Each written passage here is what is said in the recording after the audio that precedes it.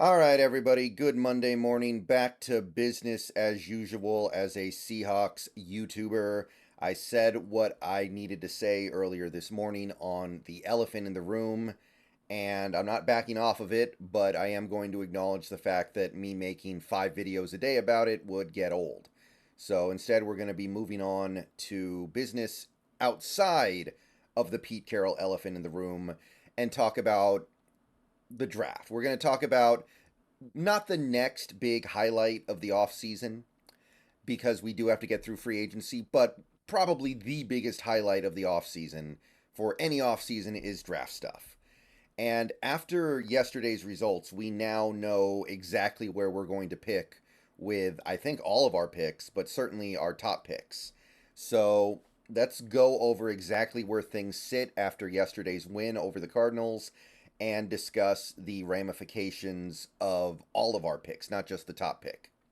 So we go to Tankathon here, we take a look at the first round, and you can see the Seahawks are currently sitting with the 16th pick in the first round. They are picking right in the middle. Out of 32 teams, they are picking 16th with their 9-8 record.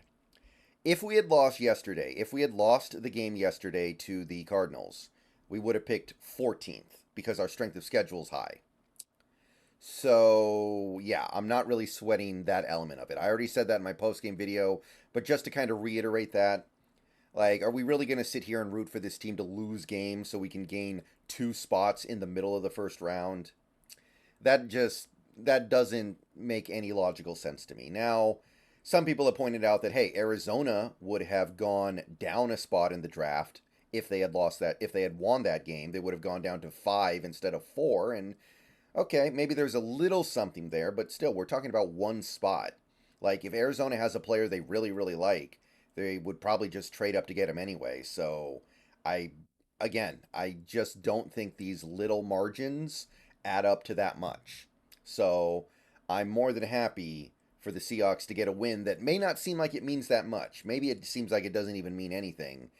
But I'm perfectly happy to live with the results of winning a game that doesn't really have playoff consequences, even if it costs us a little bit of draft capital.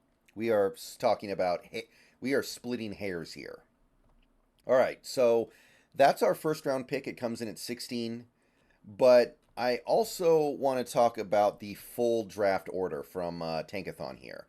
So we're going to go over to their full order and we're going to take a look at the full ramifications of where the Seahawks sit right now with regards to their picks and the picks they are getting from some of these other teams.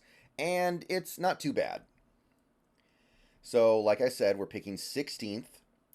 And then the second round, as you can see, we do not have a pick because our pick, which would have been 47, is going to the Giants in the Leonard Williams trade. Now, I do suspect we're going to keep Leonard Williams around next year. I do think he's going to sign an extension.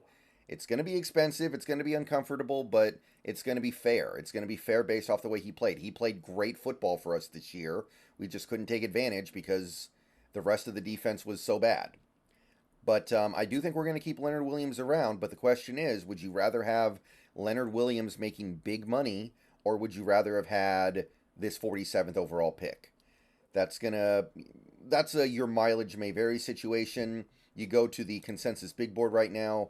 You look at the players around the mid 40s. You've got guys like Leonard Taylor, Jatavion Sanders, Chris Jenkins, Tavondre Sweat, Javon Bullard.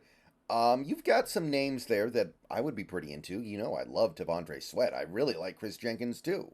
So, would you rather have that pick knowing you're going to get potentially one of these guys for pretty cheap in the second round, or would you rather just take the sure thing of Leonard Williams for the next few years, hoping that he can outrun Father Time for a little bit longer?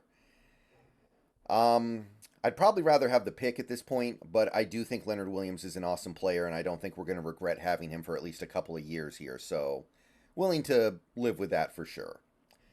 Now, past the second round, if you get to the third round here, you can see that Seattle's currently occupying the 78th pick right here.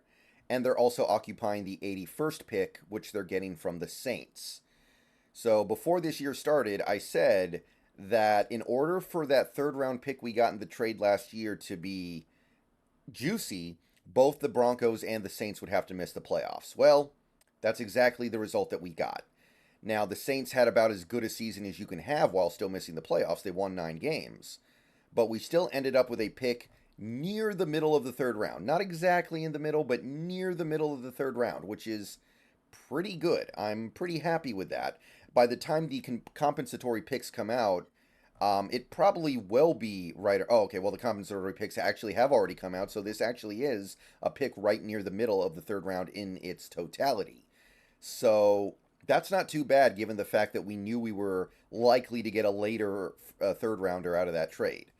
So we have gained a third round pick, a middle third round pick in this draft, and what we gave up to get it was a basically trading back from the third to the fourth last season.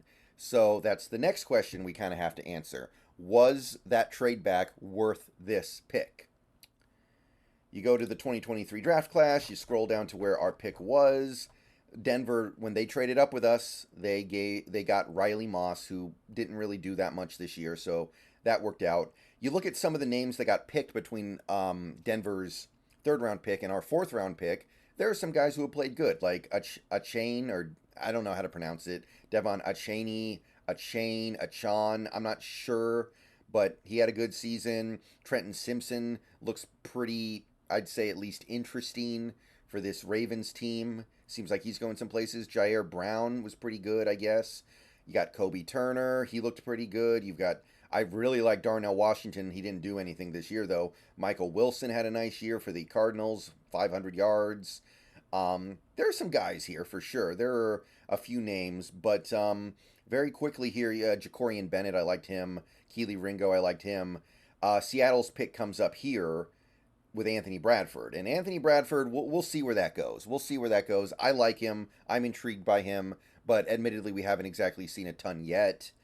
And it's mostly on potential rather than production so far. But that's the question, right? Is there anybody in this selection of players, this cross-section of the draft, from the middle third on to the early fourth, that you would have rather had than this third round pick in the third round, in the 2024 draft, excuse me. So I'm pretty happy with where things ended out. I'm pretty happy with that part of it. But that's, again, the judgment that every fan is individually going to have to make. And then the rest of the draft is really easy. You go down to our fourth round, we pick at 118. The fifth round, we pick at 150. And then the sixth round, we pick at 193. Capping it off with a seventh round pick at 232. So that is all of our picks. That's everything we got. It's workable. We can definitely do good things with these picks. We can definitely get a good return on investment from that trade we made last year with the Broncos for that extra third this year. We could flip our 2/3 into maybe a second round pick if we really wanted to. And yeah, that's where we sit right now. Let me know what you think down below. Just wanted to cap it all off with a summary of where our picks are. 16, 78, 81, 118, 150, 193, and finally 232, excuse me, 232. Yeah. All right. See you guys later. More videos coming. Go Hawks. Happy Black Friday. Black Monday rather. We'll see if anything goes down. We'll see if anything goes down with the Seahawks. But yeah, that's where we sit with draft picks in 2024.